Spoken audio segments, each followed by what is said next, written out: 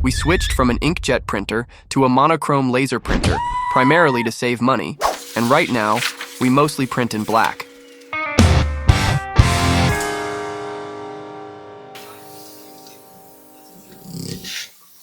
The printer sits inside a dark IKEA cabinet on under-mounted drawer slides attached to a shelf. However, we've run into a few issues. 1. The printer shouldn't sit directly on the slides. It needs a stable base securely attached to them. 2. When the slides are fully extended, the shelf tips over, so we'll need to fasten it down somehow. 3. The printer cable hits the back of the cabinet, so adding a hole in the back should solve that problem. Let's kick things off by addressing the base.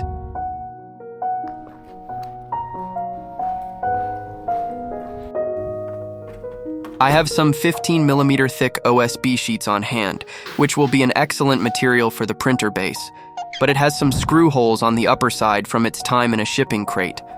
I'll start by cutting off that section, giving me a clean slate to work with.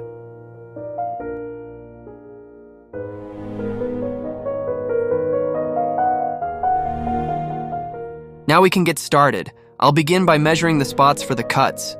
The base will have dimensions of 37 by 34 centimeters, setting the foundation for the next steps. The man has poured his heart and soul into these intense moments of bravery. But was it enough? Did he truly succeed in making the cuts? Let's find out. Good.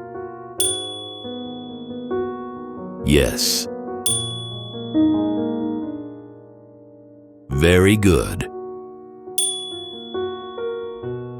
Great success. Let's see if Mr. Movie Voice is right. It fits like a glove, Captain. I want to secure the shelf before attaching the printer base to the slides. Originally, I planned to use these screws to fasten the shelf, with the screw heads holding everything in place. However, I realized I made a small mistake. Turns out I installed the shelf pins incorrectly. What? They should be positioned this way, not like this. Bruh.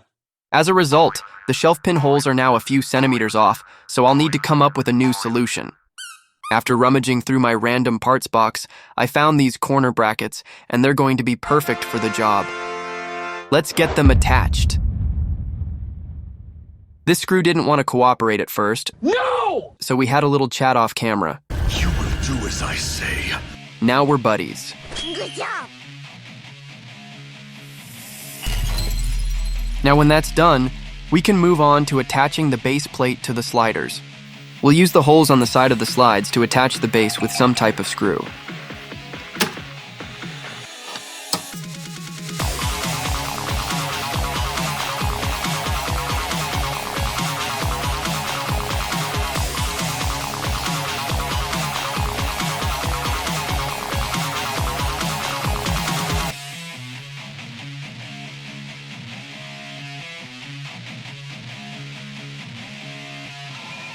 A job well done. There's one more thing I want to add. Some kind of handle.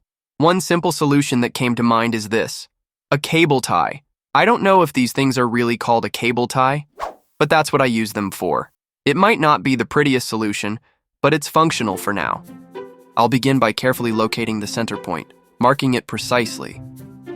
Next, I'll pre-drill a small hole to guide the screw. With that done, I'll loop a cable tie around the screw, securing it in place. Finally, I'll tighten the screw all the way, ensuring everything is held firm and steady. This method combines precision and practicality for a secure result. Now, on to the final step, creating the hole for the cable in the back panel. To do this, we'll need two measurements: the height to the center of the power socket and the width of the printer. These measurements will guide me in determining the exact location for drilling the hole. First, I'll mark the end of the printer's right side. Then I'll mark the center of the power socket, 11.5 centimeters.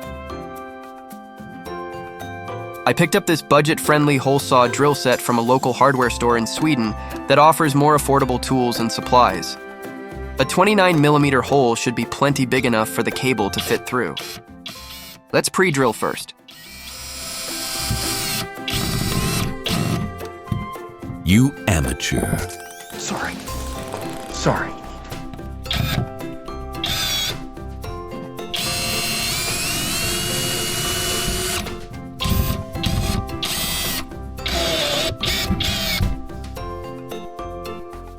Now we can begin the process of drilling the larger hole for the cable. To ensure added resistance and stability during this procedure, I will hold a scrap piece of wood to the back of the cabinet, which will provide additional support and prevent any potential damage or shifting. Perfect! The hole is successfully drilled.